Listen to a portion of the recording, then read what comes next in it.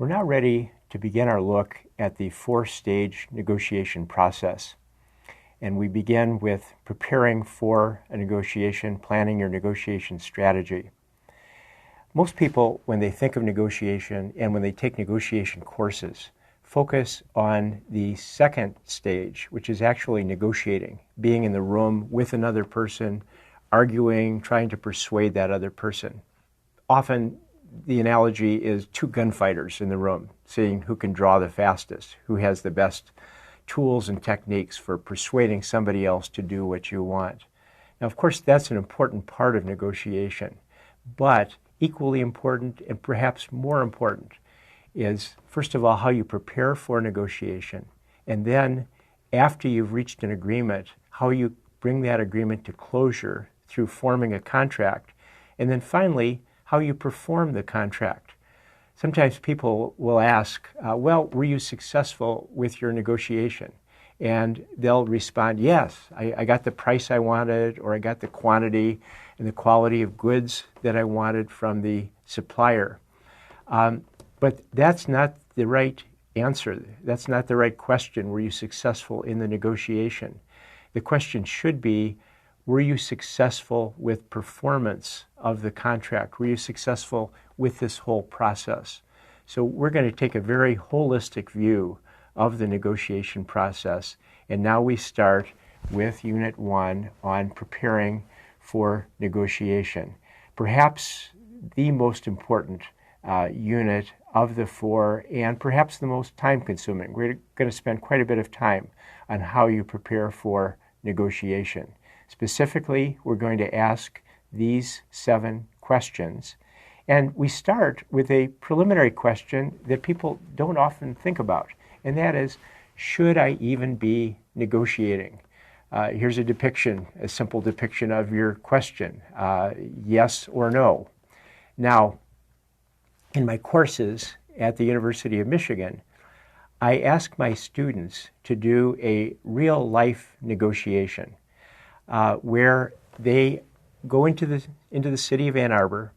They walk into retail stores, they walk into restaurants, they might walk into, for instance, a McDonald's, and their assignment is to try to negotiate a lower price on what they are purchasing.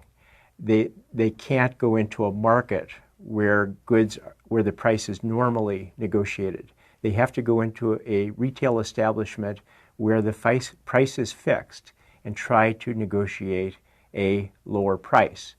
Now, I want you to estimate how many students, what percentage of my students do you think are successful in this attempt to negotiate a lower price? Do you think you would be successful if you went into a retail establishment like a McDonald's and attempted to negotiate a lower price? Please write down on a piece of paper, what percentage of my students do you think are successful in negotiating a lower price? Here's the data from the last time I ran this exercise. First of all, I asked my class the same question before they did the negotiations, and a large percentage of the class, over 90% of the class, predicted that most students would not be successful. What were the results? Well, you can see here, 69% of the class was successful. They obtained discounts ranging from 6 to 100%. The 100% included students who, for example, negotiated for a free cup of coffee or a free breakfast. The average discount was 40%, and you can see here the total savings in the class was over $1,500. Now, in performing these negotiations, students used a variety of strategies. They used a BATNA strategy, stretch goals, relationship building. These are all strategies that we're going to cover in this course, and you're going to be very well versed in how to use these strategies.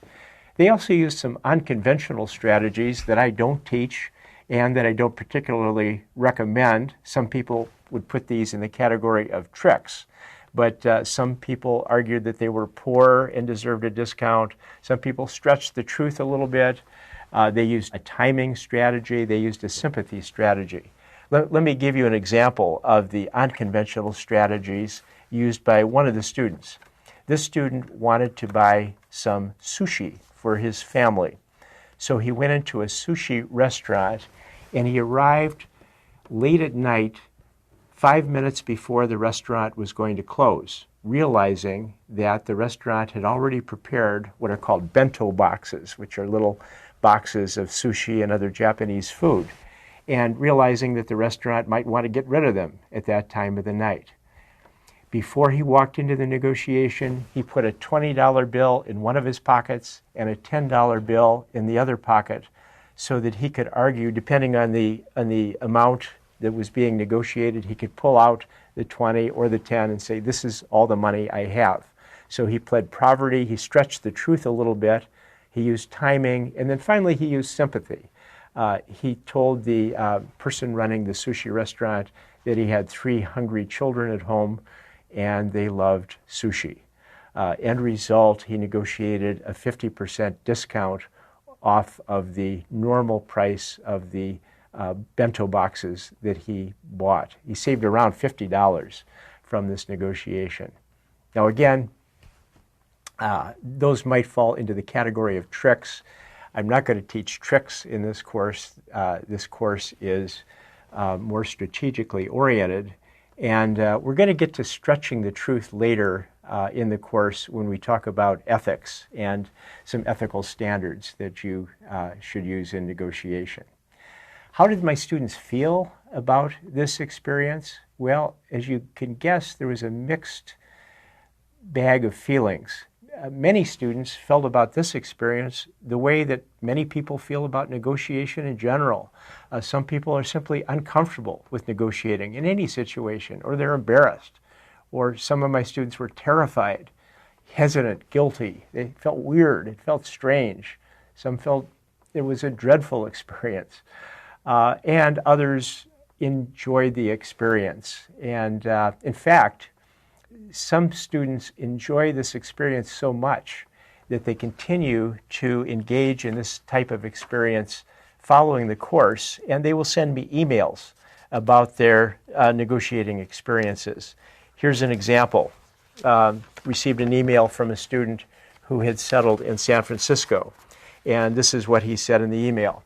Professor Seidel, just wanted to alert you that the negotiation skills I picked up in your class saved me $130 per month on an apartment in San Francisco. Every penny counts. But they failed to win me a free dessert at a restaurant last night. I'll keep trying. Here's another example. A student who sent me a message about the good news and bad news he had with his negotiating experience. The good news was, he said, I tremendously enjoy the tactics, especially for hotels. I always get a big discount, and have frequently found I don't have a big enough stretch goal. So that was the good news. The bad news is my wife won't go with me anymore to the front desk. And here's an international example. A student I taught in Europe, she said that the mafia stole her father's car, and a tactic used by the mafia after they steal a car is often to then sell it back to you at a lower price. Her father refused to deal with the mafia, and she wanted to test out her negotiation skills. She negotiated with the mafia and successfully got her father's car back. So some people thoroughly enjoy the experience. Now, if you decide to negotiate, there are some factors to consider. What do you think about this situation? Here we have a negotiation professor, in fact, one of the top negotiation professors in the country, buying a big screen TV. He does lots of research on different models and on dealer costs. He visits several dealers, and he bundles the price of the TV with installation, satellite dish, and other features. And he obtains a last price concession by mentioning a competitor's offer. And as a result, he saved $120. Now, what do you think about this? Would you call this a successful negotiation or not? Here's somebody who went down the path of negotiation. He decided to negotiate. But should he have negotiated? Is this successful? Write down yes or no, successful or not. Whether you call this successful or not depends a little bit on your personality. But what happened, the aftermath of this case was he went home, he proudly announced to his wife that he had saved $120. And she asked him this question. She said, well, congratulations.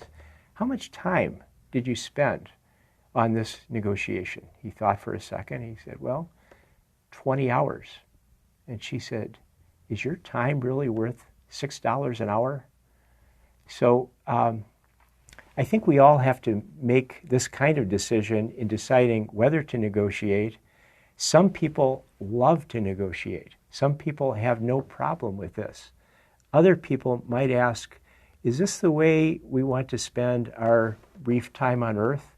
Do we want to spend time engaged in negotiations like this? Or would we rather spend time with our family and friends? Would we rather spend time in other pursuits?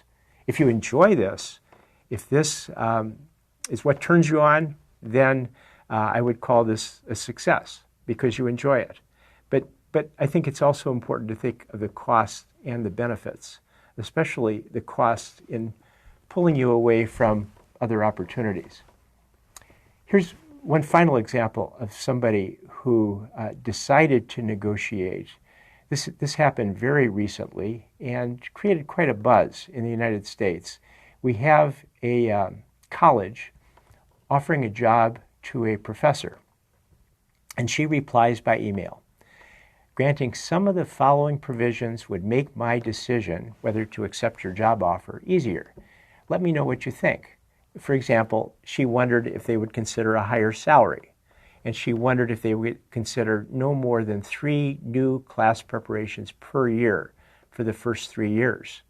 Well, the college search committee received her email and replied immediately, we have decided to withdraw the offer of employment to you. Now, later on in the course, we're going to talk about contract negotiations and whether the search committee in this case, for example, could legally withdraw the job offer after it was made. But here's another factor in considering whether or not to negotiate. You have to consider the risks and balance those against the benefits. So bottom line, in answering this first preliminary question, should I negotiate, you have to consider not only your feelings about negotiating in general, but also the risks as illustrated by the professor case, and do a cost-benefit analysis of the rewards as illustrated by the TV negotiation. So that concludes our look at the first question of whether you should negotiate at all before you dive into additional preparation.